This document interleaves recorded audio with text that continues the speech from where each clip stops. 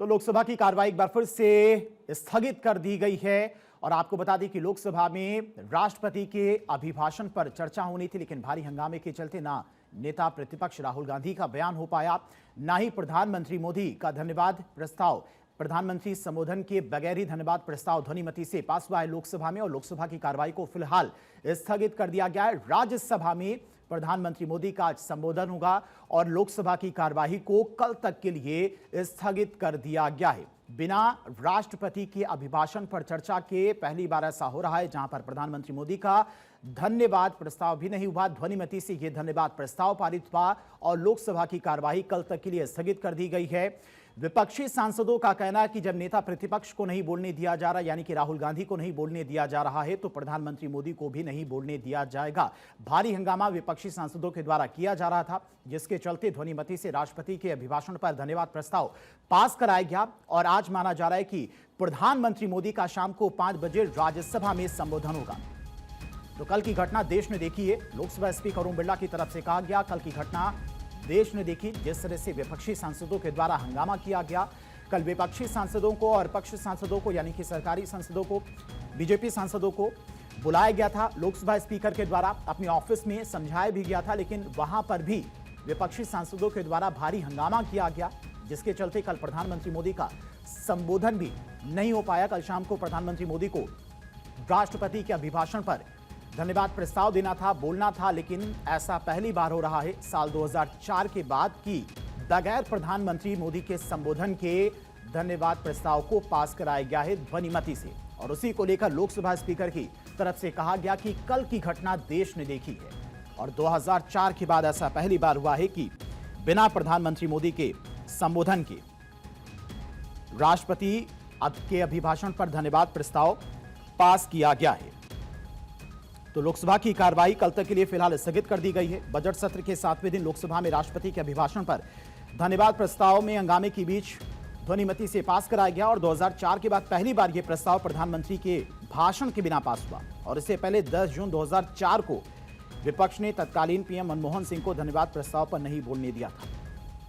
तो गुरुवार को लोकसभा शुरू होते ही विपक्षी सांसदों ने जमकर नारेबाजी की। इस पर स्पीकर ने पहली बार 45 सेकंड के भीतर, दूसरी बार 5 मिनट और तीसरी बार 2 मिनट में कार्यवाही स्थगित कर दी। और एक बार फिर से कल तक के लिए लोकसभा की कार्यवाही को स्थगित कर दिया गया है। लोकसभा स्पीकर ओम बिरला का स्टेटमेंट भी सामने आया है। उन्होंने कहा है कि कल की घटना देश ने देखी है, जिस तरह से विपक्षी सांसदों का रवैया रहा लोकसभा में, लोकसभा की कार्यवाही में संसदीय कार्यवाही की मर्यादा को तोड़ा गया है लोकसभा सांसदों के द्वारा, विपक्षी सांसदों के द्वारा। और पीएम के साथ में अभद्र घटना की आशंका थी। मैंने आग्रह किया कि पीएम सदन में नहीं आए। महिला सांसद पीएम की कुर्सी तक पहुंच गई थी, जिसकी कल तस्वीरें भी सामने आई। तो लोकसभा स्पीकर ओम बिरला का इस पर स्टेटमेंट सामने आया है। और इसी खबर पर तमाम और जानकारी के साथ में हमारी पॉलिटिकल एडिटर आदिति नागर हमारे साथ जुड़ गई हैं।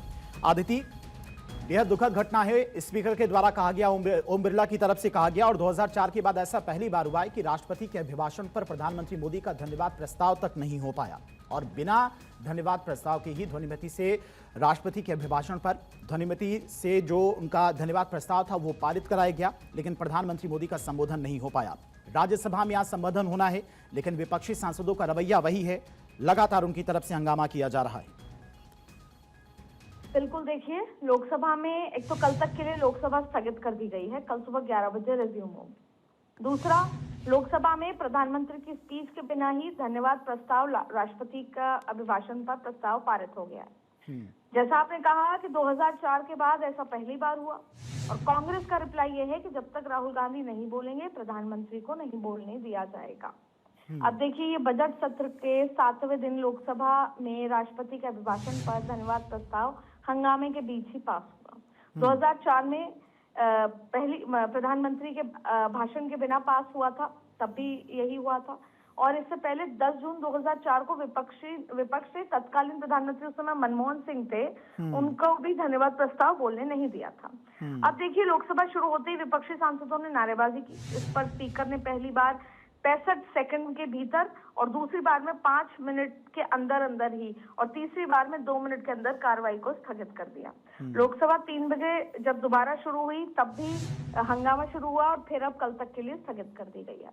अब इस बीच कांग्रेस के कांग्रेस के जो लोकसभा से निलंबित जो सांसद हैं, उन्होंने भी ये कहा कि जब तक राहुल गांधी को नहीं बोलने दिया जाएगा तब तक हम विपक्ष प्रधानमंत्री नरेंद्र मोदी को भी नहीं बोलने देंगे। वहीं दूसरी तरफ है राज्यसभा की बात। आज आपने देखा कि सुधांशु त्रिवेदी, जेपी नड्डा और जो किरण रिजिजू, ये जब राज्यसभा में थे तो मल्लिकार्जुन खड़गे के साथ उनकी बहस लगातार चल रही थी और यही हुआ था कि मल्लिकार्जुन खड़गे ने कहा कि आप राहुल गांधी को बच्चा बुद्धि नहीं कह सकते। तो राज्यसभा में भी आज आपको खींचतान देखने को मिली। भले ही राज्यसभा चल रही है, लेकिन विपक्ष का ये मानना है कि संसद दोनों हाउसेस से मिलकर चलती है और लोकसभा में राहुल गांधी का भाषण होना जरूरी है। अब ऐसे में फिलहाल ये नजर आ रहा है कि 5 बजे प्रधानमंत्री नरेंद्र मोदी बोलेंगे। मल्लिकार्जुन खड़गे से बार बार बातचीत हो रही है, लेकिन कुछ नहीं हुआ तो विपक्ष वॉकआउट करता नजर आएगा। अब ये देखना होगा 5 बजे जब सदन की कार्रवाई शुरू होगी तब विपक्ष किस तरीके से व्यवहार करता है, लेकिन ये बात तय है वो हंगामा करेंगे। और ऐसे राज्यसभा में भी राहुल गांधी को लोकसभा में बोलने के रोक के मुद्दे पर हंगामा लगातार चल रहा है। अदिति, मल्लिकार्जुन खड़गे का भी यही कहना है कि जिस टॉपिक पर, जिस बात को राहुल गांधी को लोकसभा में नहीं बोलने दिया गया, वो राज्यसभा में उसी बात पर बोलेंगे, उसी टॉपिक पर बोलेंगे, उसी अनपब्लिश्ड बुक को लेकर उनकी तरफ से बोला जाएगा। तो हो सकता है कि राज्यसभा में भी इसी तरह का हंगामा हो। 100% राज्यसभा में हंगामा होगा। अभी देखिए, उन्होंने ट्वीट किया है कि 4 दिन से लोकसभा नहीं चल रही क्योंकि लोकसभा में नेता प्रतिपक्ष को बोलने नहीं दिया जा रहा।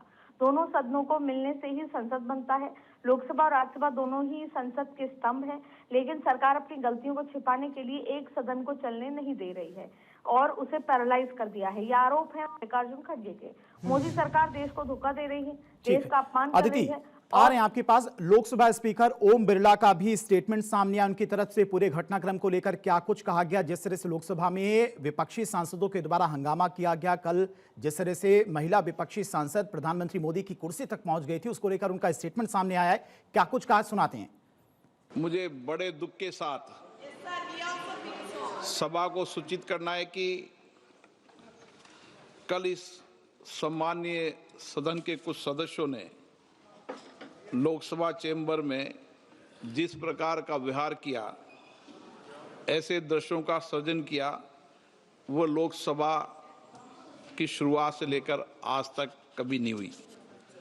हमारे संसदीय प्रणाली में सदन के सभापति का गरिमा में स्थान हमारे संविधान में ही सर्जित किया है।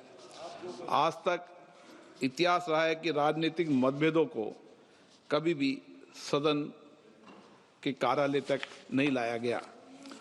प्रतिपक्ष के सदस्यों ने जो व्यवहार अध्यक्ष के कार्यालय में किया, वो हमारी संसदीय परंपराओं के लिए न उचित था, और तो मैं कहूँगा कि वो एक ब्लैक स्पॉट की तरह था।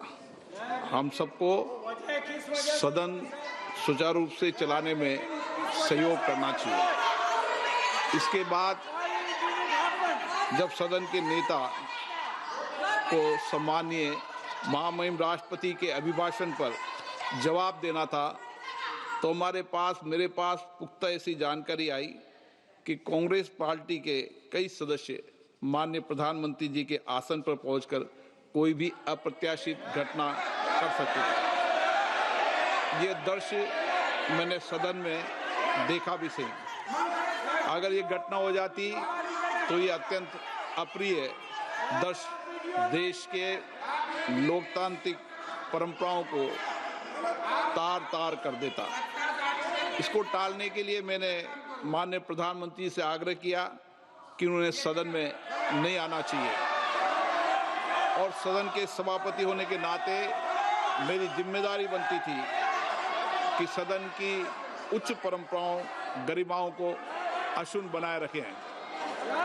सदन के नेता सदन में न बोले, ये सभा के लिए किसी प्रकार के लिए उचित नहीं है। सदन के नेता ने उपस्थित न रहकर मेरे आग्रह को मानकर सदन को अप्रिय दृश्य से बचाया। मैं माननीय प्रधानमंत्री जी को इसके लिए आभार व्यक्त करता हूं कि उन्होंने मेरे सुझाव को माना। आप पोस्टर, पंपलेट लेकर आएंगे तो सदन नहीं चलेगा। आज भी नहीं चलेगा, कल भी नहीं चलेगा। सदन की परंपराओं, गरिमा, सभागृह की गरिमा परंपरा को रखो। कल की घटना देश ने देखी है, किस तरीके से महिला सदस्य वहां तक पहुंची है। ये कोई उचित नहीं था और ये सदन की गरिमा के अनुकूल भी नहीं था। आप सभागृह की गरिमा को गिराना चाहते हैं। तो देखा आपने किस तरह से ओम बिरला की तरफ से कहा गया कि कल की जो घटना हुई है पूरे देश ने देखा है। पॉलिटिकल एडिटर अदिति नागर हमारे साथ लगातार जुड़ी हुई हैं।